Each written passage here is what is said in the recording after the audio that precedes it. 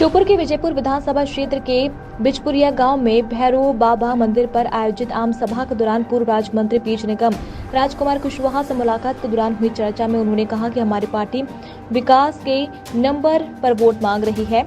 जनता ने भाजपा के पक्ष में वोट देने का मन बना लिया है। भाजपा प्रत्याशी रामनिवास रावत 50,000 वोटों से जीतेंगे। उन्होंने कहा कि मैं और मेरा साथीगण 15-20 दिनों से इस क्षेत्र में एक मजरा टोला में जाकर भाजपा की नीतियों को आम जनता तक ले गए हैं। उसी का परिणाम है कि भारतीय जनता पार्टी प्रचंड बहुमत से विजय होगी।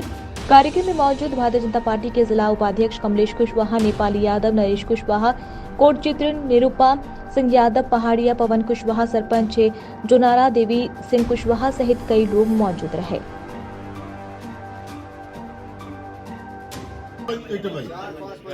पांच पंचायत के यहाँ हमारे मौजूद लोग बैठे हुए। अब आप देख लीजिए, लोग कहते हैं कि हमारे मुसलमान भाई भारतीय जनता पार्टी को वोट नहीं करते, लेकिन उदाहरण है आपके सामने, ये उज्जैन से आए। मैं स्वागत करता हूं इनका विजयपुर की जनता की ओर से, राज्य का अभिनंदन करता हूं और आप लोगों से एक ही आग्रह करता हूं कि आप हमारे 5 पंचायत के लोग, सरपंच यहाँ बैठे हुए हैं, सरपंचों को बनाने वाले लोग बैठे हुए हैं। मैं आपको विश्वास दिलाता हूं कि 5 पंचायत की किसी भी समाज के व्यक्ति का कांटा लगेगा तो दर्द मध्य प्रदेश की सरकार के होगा, दर्द इधर सिंह जनता। आप लोगों ने इतने बड़े तादाद में इकट्ठा होकर हमारे साथियों का सम्मान किया। मैं अपनी ओर से, पार्टी की ओर से और सरकार की ओर से आपका हार्दिक अभिनंदन करता हूं, स्वागत करता हूं। बहुत बहुत धन्यवाद।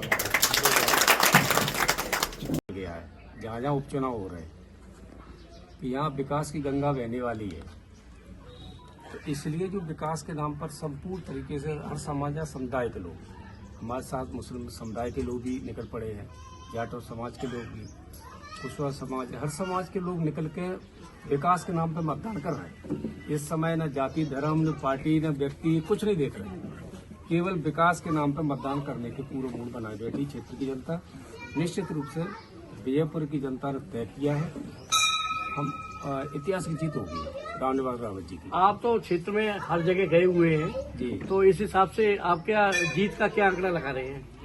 हम लगभग यहाँ का आंकड़ा है 50 के ऊपर। 50 के? हाँ, विजय। अच्छा, ये जो दल बदले हैं, क्या इसका प्रभाव नहीं पड़ेगा? कोई अंतर नहीं पड़ा। वो जो कांग्रेस में थे वो उनके साथ रहे, भारतीय जनता पार्टी के साथ उनके घर में आ गए तो उनके साथ दे रहे, तो उनको सम्मान कर रहे, तो बड़ी खुशी है। दोनों वोट एक हो गए। अच्छा, किन किन मुद्दों पर आगे चुनाव लड़ रहे हैं? विकास के नाम पर। विकास के नाम पर ये निश्चित है कि विजयपुर में भारतीय जनता पार्टी की जीत बड़ी। अरे 50,000 से अधिक जीत हो। धन्यवाद।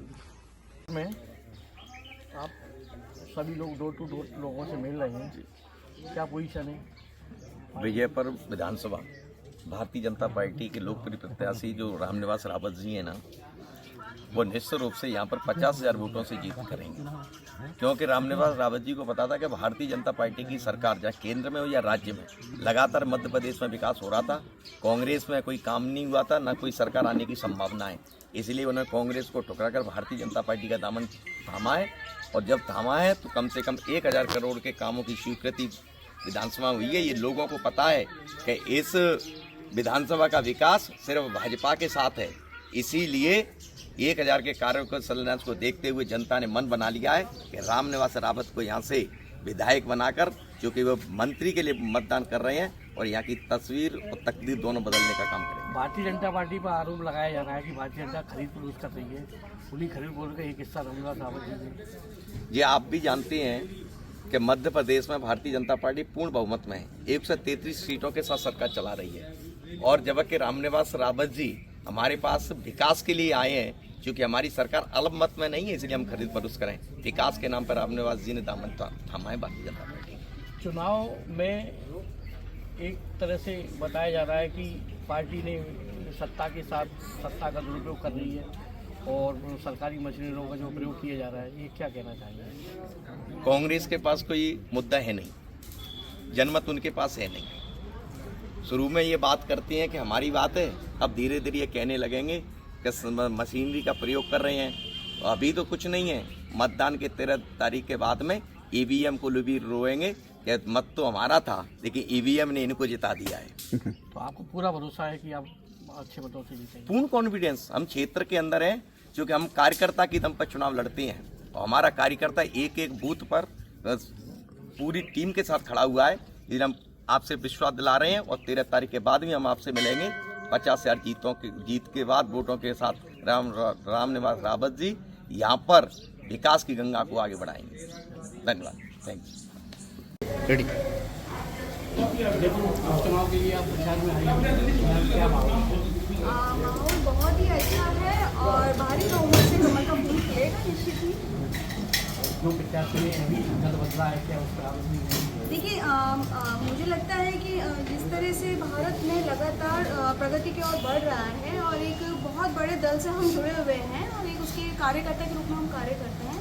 चूँकि मेरा एक ये परिवार है भारतीय जनता पार्टी और इस परिवार में जो कोई जिसको पद मिलता है वो पूर्ण निष्ठा से अपनी दायित्व निभाते हैं और उस दायित्व को लेकर के हमारे ये अभिमान नहीं आता कि हम कोई नेता हैं। मैं भी एक कार्यकर्ता हूँ छोटी सी और मैं आदरणीय भाई साहब रामनिवास रावत जी के लिए भी यही कहूँगी कि वो इतने अच्छे दल से जुड़े हुए हैं क्योंकि भारत में लगातार काम हो रहे हैं और प्रगति की ओर जा रहा है, तो इस दल से जुड़ना बहुत सौभाग्य की बात है।